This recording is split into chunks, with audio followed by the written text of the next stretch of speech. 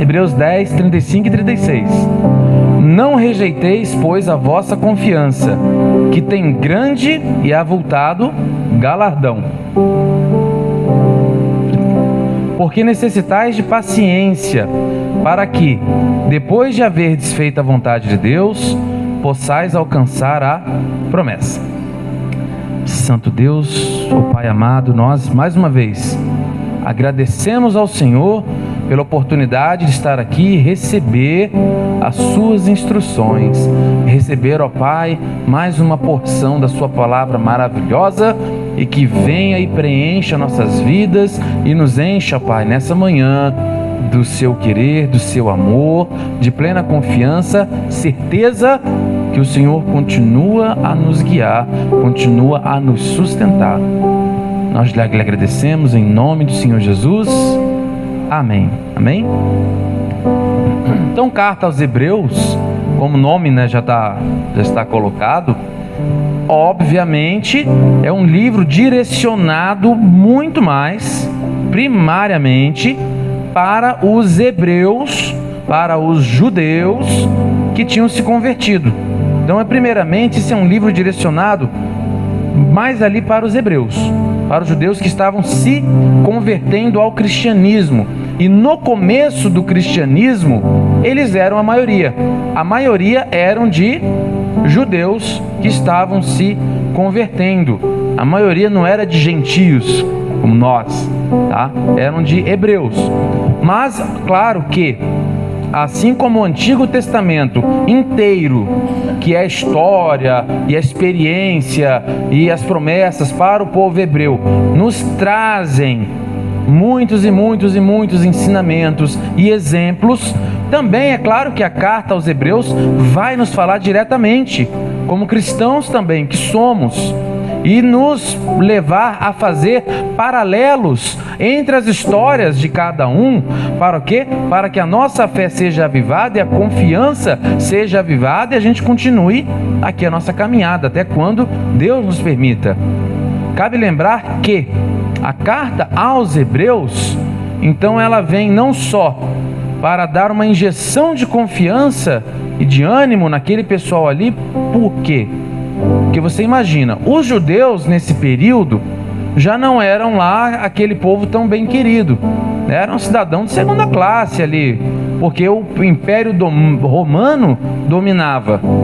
Então, assim, já não era um pessoal tão querido, já estavam, desde nascidos, desfavorecidos por todo o contexto em que eles viviam.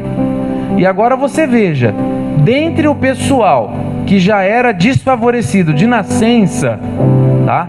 Já nasceu desfavorecido porque não eram do pessoal lá dos romanos, tem alguns que abraçam a fé cristã. Abraçam a fé cristã. A fé cristã, ela não é um complemento para o judaísmo. A fé cristã é uma coisa totalmente nova. Jesus vem e cumpre toda aquela lei e nos mostra algo novo e extraordinário. Então a fé cristã é algo novo, ela não é um complemento, ela não é um adendo, ela não é uma cereja no bolo do judaísmo. A fé cristã, o que Jesus Cristo inaugura, é de fato um novo tempo para todas as pessoas, inclusive para aqueles originais ali que vieram ao longo de milênios recebendo a promessa, e mais uma vez ele expande isso para todos, que na verdade desde lá de trás sempre foi para todos, não é assim? A casa de oração do Senhor lá no Antigo Testamento era casa de oração para todos os povos, tá?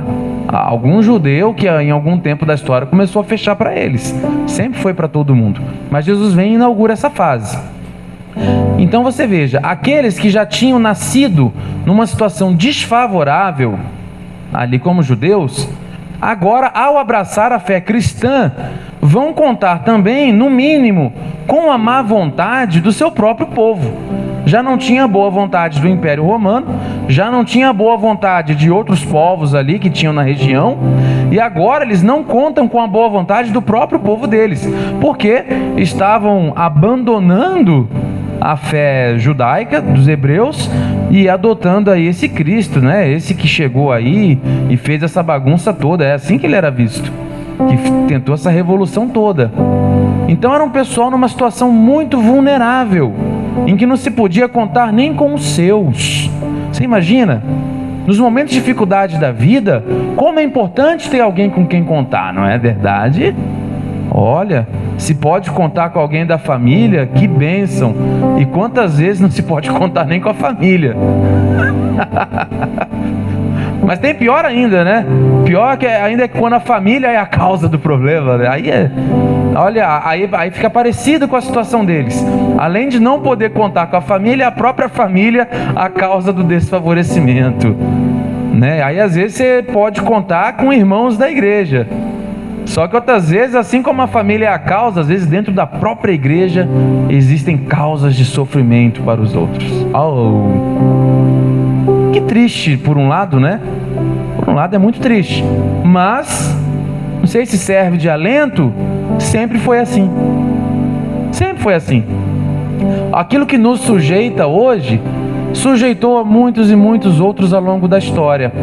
Já nascem numa situação desfavorecida, né? Às vezes eu sou muito franco, tento ser muito franco nas coisas, né?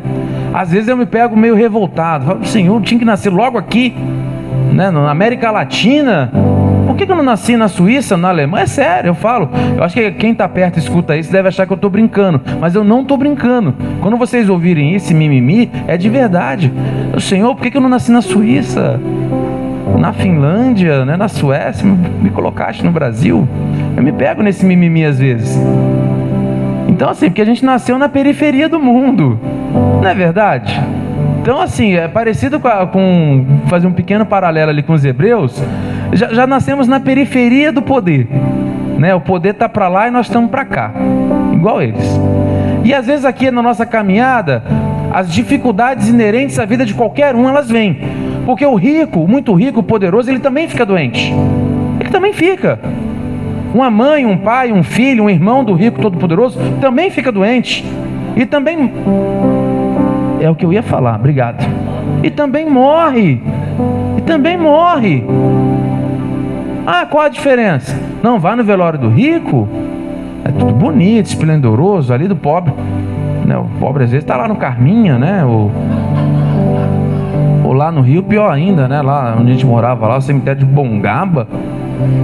Pelo amor de Deus, não me enterra naquele lugar. Muito sujo, do lado de um lixão, né? Sabe, uma coisa pavorosa. Ah, do rico não, né? Tudo bonito, enfeitado e tal.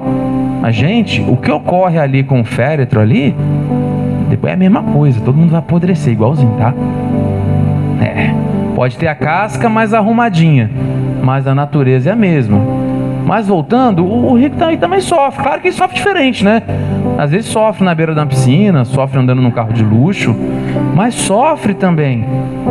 E sofre, e olha só, em muitas ocasiões você vai ver que o rico, ou quem tem o poder, ele entende que o sofrimento chegou a um limite tal que não tem saída para ele. Ele se entrega. A gente sabe disso, que muitos se entregam. Por outro lado, você olha às vezes para a periferia do mundo, para a periferia do poder, e vê tanta gente com uma dificuldade tão maior, sujeita a todas as doenças e maldades do mundo que uma pessoa rica tem, só que faz isso sem dinheiro no bolso, né? E no entanto continua e continua e continua. E vez ou outra, algum desses até se dão muito bem, né? Você veja, aquela medida que a gente dá do sucesso para as coisas, porque nós seres humanos, nós colocamos medida para o sucesso, não é? Nós colocamos. O que é medida do sucesso? Medida do sucesso é ter uma bela conta bancária, uma carteira de investimentos bem legal, é ter vários imóveis, é ter vários carros, é viajar sempre, né? Nós colocamos medida do sucesso. Usar roupa de marca, coisas caras. A nossa medida do sucesso é essa. Embora no fundo isso não é medida de sucesso algum. Isso pode ser tudo só uma ilusão, né? Às vezes vive essa casca, mas o endividamento está gigante, então aparenta. Não é verdade? Aparenta. Essa semana, né, nós viajamos. Foi legal pra caramba. Tava conversando com os irmãos ali, com a irmãzinha. Arraial do Cabo, né? Maravilhoso. Aí o pessoal mostrando umas fotos, né? Aquele azul maravilhoso do mar lá em Arraial do Cabo. Azul turquesa é o nome. E tem uma explicação mineralógica Lógico, acho que eu falei errado. Para aquela cor ali, para aquela tonalidade daquele mar, não ser em todo lugar daquele jeito. Tá? Aquilo é maravilhoso.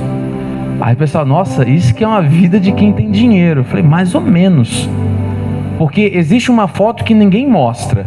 Eu brinquei com ele, tem uma foto que ninguém mostra. Que horas antes de tirar essa foto, estávamos em colchonetes no chão com alguns ventiladores. Né? E eu falo mais, os colchonetes nem eram nossos. O tio emprestou alguns, entendeu? Horas antes. Aí eu brinquei com eles, mas falando a verdade. Essa foto a gente não vai mostrar, que é a foto dos colchonetes no chão e os ventiladores. A gente mostra aquela foto ali esplendorosa. E sabe o que acontece? Às vezes aquela pessoa que já se sente meio para baixo, ou acha que não pode ter isso ou aquilo, enfim, ela olha para aquilo ali e parte daquilo ali é ilusão. E ela acaba se sentindo ainda mais diminuída. Cuidado com a casca que você vê dos outros. Cuidado. Não fique se pareando com o suposto sucesso dos outros, né? Busca o seu, faz o seu.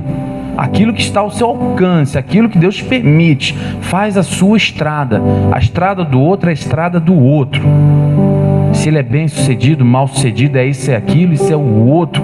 Veja o seu e seja feliz com a jornada que Deus te dá, porque Ele vai ajudar para que a sua jornada seja feliz dentro da sua realidade de vida, não se equiparando àquilo que a gente acha que é ou não sucesso. Não é verdade?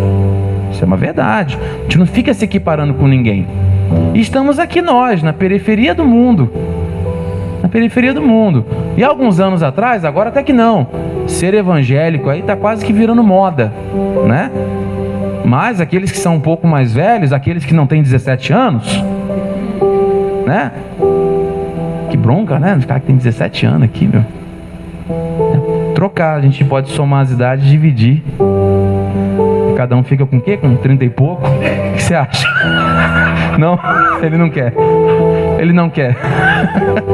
Aqueles que não têm 17 e já seguiam a fé há mais tempo, sabe que a coisa era meio esquisita. Sabe o que é sofrer preconceito por ser crente? Lavar os crentes, crente isso, crente aquilo. Sabe o que é estar fazendo uma obra num lugar e alguém xingar, tacar uma pedra. Ontem aqui, né, o Paracate contando a história lá da igreja que ele foi membro, né? Que na fundação eles ficavam em tendas, isso lá atrás, não na época dele precisamente, e que em certa ocasião incendiaram a tenda, o povo, supostamente também cristão, né? Porque seria católico, seria cristão. Os católicos tacaram fogo na tenda, eles se reuniam. Então assim, quem está mais tempo na fé sabe que essas perseguições existiram. Hoje ainda tem um pouquinho, ainda tem, né? Mas está menos pior, que a gente está se tornando maioria e vamos ser maioria. Em nome de Jesus Cristo. Em nome de Jesus Cristo. Ah, mas é uma maioria em que alguns aí são fracos na fé e tem doutrina errada. Meus queridos, o joio, Deus na hora certa tira e joga no fogo. A palha, né? A palha é Deus que vai separar. O joio, minha preocupação é que eu não seja o joio. A sua preocupação é que você não seja o joio, seja o trigo. Preocupe-se, de novo, consigo mesmo. Não se equipare ao outro. Não faça equivalência com o outro. Deixa o outro. Deixa o outro. Então aquele povo ali tão desfavorecido, agora eles estavam 2 vezes mais desfavorecidos, porque abraçavam a fé cristã, estavam renegados, seja pelo Império Romano, seja pelo próprio povo de sangue deles. E eles entenderam com muita fé e acreditavam que Jesus Cristo viria a qualquer momento. Sim, viria a qualquer momento, e Ele virá a qualquer momento. Ainda hoje, Ele não vê, porque a qualquer momento não quer dizer que é hoje ou amanhã, é a qualquer momento. A gente não sabe que horas isso acontecerá, mas precisamos estar preparados. E ali, eles estavam bem no começo da fé, um pouco de frustração já entrava. Por quê? Porque eles, periferia do mundo, renegados entre o próprio povo deles, e abraçando essa fé, esperando que Cristo viesse logo. Passa um dia, passa 2 dias, passa 3 dias, passa uma semana, e cadê o mestre? Não veio. Então alguns já começavam a esmorecer. Então vem essa palavra, o quê? para que não abandonem a fé, para que não lancem mão da fé, para que não desperdice, para que não jogue fora a confiança que eles deu. Por quê? Você perseverando, ao final, você alcança a promessa. E de fato, todos nós temos promessas, e não são só promessas para um futuro pós-morte ou pós-arrebatamento, aquilo que vier primeiro, Maranata, mas a promessa para o hoje. E a promessa para o hoje, igual a gente sempre ressalta, é que não estaremos livres das mazelas de estar vivendo na periferia do mundo, ou estar vivendo em corpos que sentem dores, corpos que adoecem. Não estamos livres dessa mazela. Não estamos livres da nossa mentalidade, que também adoece. A nossa mente também adoece. Fica-se depressivo. Fica-se com crise de ansiedade. Fica-se triste. Todos os dias acorda-se e ali há uma luta. Há uma luta entre continuar e o se entregar. Todos os dias. Nem que seja por um breve momento. Já contei aqui que quando eu levanto, a primeira coisa que eu falo é graças a Deus, né? E é um costume, mas é graças a Deus, e eu lembro porque eu acordei. Eu sempre constato, estou acordado. E eu faço isso todos os dias. E eu sempre lembro que muitos não vão acordar naquele dia. Mas em mais um dia Deus me permitiu acordar. Por isso que eu levanto e falo, talvez a Ione escuta isso, né? Graças a Deus. Eu até um costume, mas eu estou agradecendo de verdade. Não falo por jargão, né? Até um dia que eu não vou levantar. Aí é graças a Deus lá, está com o Pai, amém, né? E ali eu não durmo mais, né? Não durmo nem acordo, fico o tempo inteiro de boas. Esse dia há de chegar, glorioso dia. Mas todos os dias, mesmo que seja por um breve instante, mesmo aquela pessoa que está bem, não bate tipo uma preguiça assim, não acredito, mano, sério que eu tenho que levantar? Isso falando daquele que está bem, que é só um lapso ali de preguiça, né? Às vezes a cama está convidativa, sobretudo quando os dias são mais frios. Que dirá aquele que ao levantar sabe que vai doer a coluna, vai doer a perna, vai doer não sei o quê. Já pensou? Sei um pouquinho disso porque, eu falei aqui agora há pouco dos atestados, né?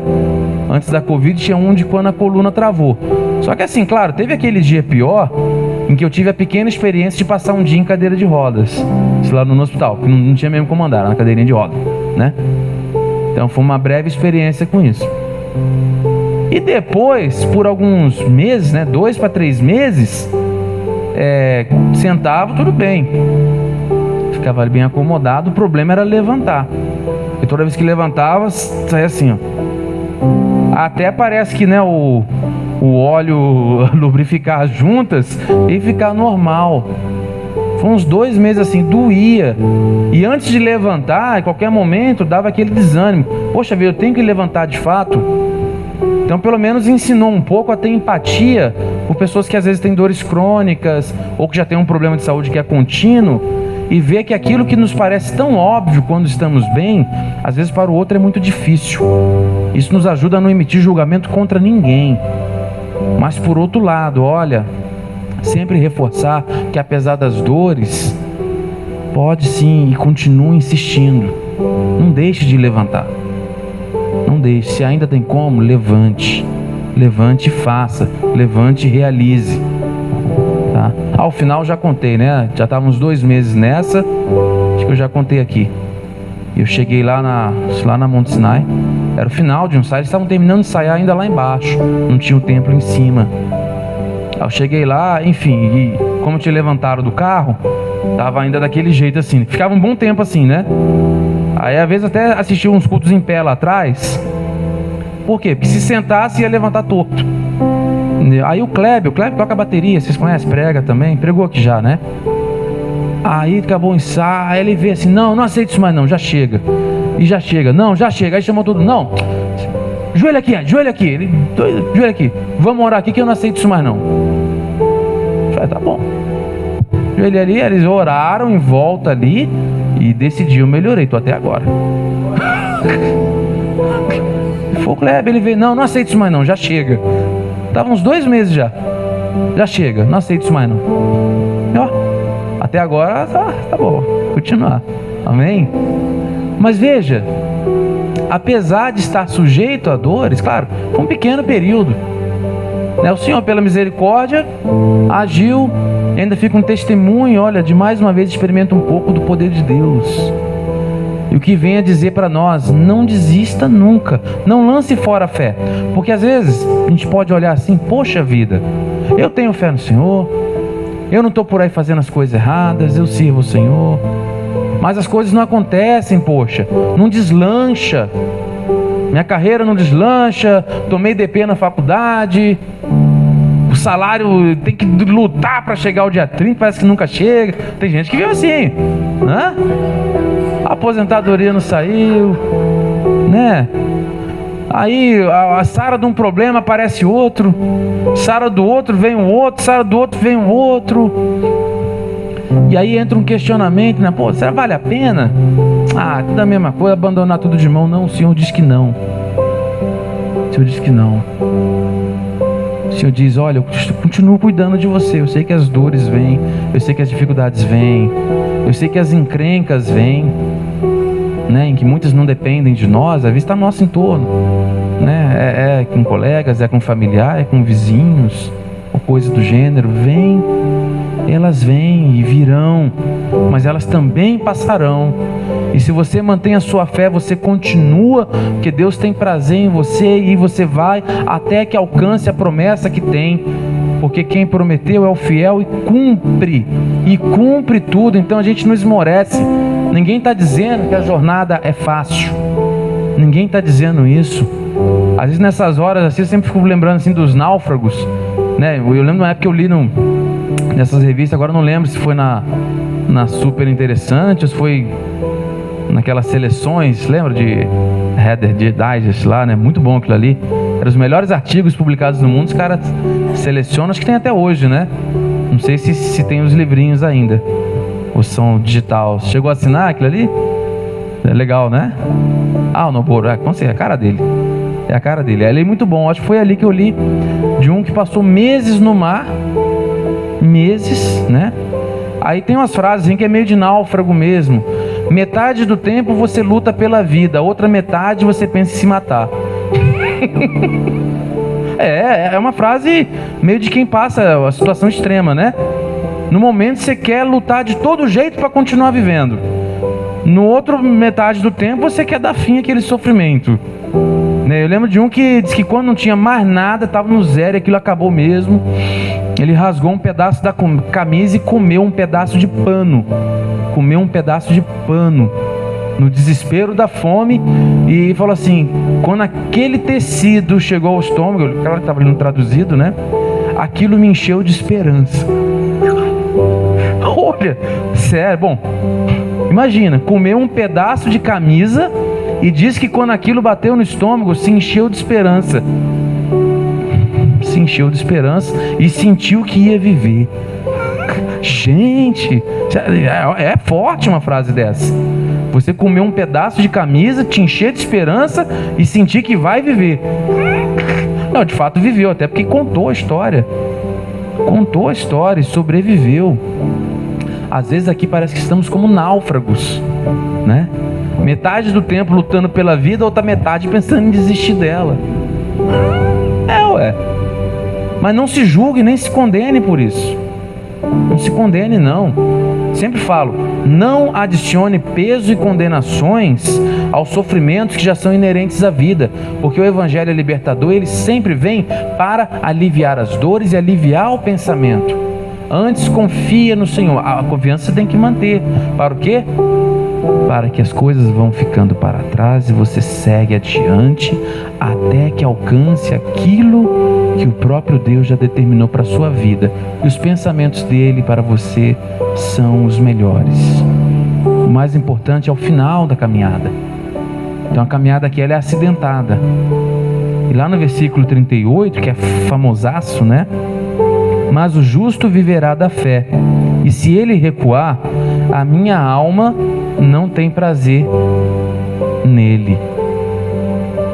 É até a frase que Lutero ficou remoendo, né? E depois acabou aí desencadeando a reforma. Foi com esse versículo. O justo viverá pela fé. E se ele recuar, a minha alma não tem prazer nele. Por quê? Porque o recuar envolve desobediência. Porque se o Senhor nos manda continuar, é porque Ele mesmo vai dar forças e vai dar meios para que você continue. Deus não é injusto para que fale para você: continua aí, sabendo que você só vai quebrar a cara e sofrer e se dar mal. Eu não creio num Deus injusto, não. Se Ele nos diz continue, é porque Ele vai dar os meios para que você continue. E se a gente recua, aí é desobediência. Ele não tem prazer, porque faltou fé. Se eu estou mandando continuar, é porque eu vou cuidar de você até lá. Recuou, eu não tenho prazer nesse, que ele não teve fé, não acreditou nas minhas palavras. E as minhas palavras hoje são essas: não jogue fora a sua confiança. Continue até que alcance a promessa. E você vai alcançar, em nome de Jesus Cristo. Amém? Vamos orar? Não esmoreça, não esmoreça. Senhor Pai, obrigado. Agradecemos pela sua mensagem nessa manhã. Agradecemos, ó Deus, pois apesar de estarmos aqui na periferia do mundo, apesar de estarmos aqui ainda um povo que não é a maioria, apesar de qualquer coisa, nós sentimos o seu cuidado para conosco desde sempre e temos certeza que o Senhor vai continuar nos dando força e nos guiando até que a gente atinja a promessa final do Senhor para nossas vidas. A nossa confiança está em Ti e que o Senhor mesmo vive a nossa fé para que ela seja inabalável dia após dia e possamos sempre, ó Pai, experimentar do Seu amor, das Suas bênçãos, do Seu querer, da Sua vontade. Que dia após dia o Senhor nos dê força para levantar e continuar. Em nome de Jesus Cristo, lhe agradecemos. Amém. Graças a Deus.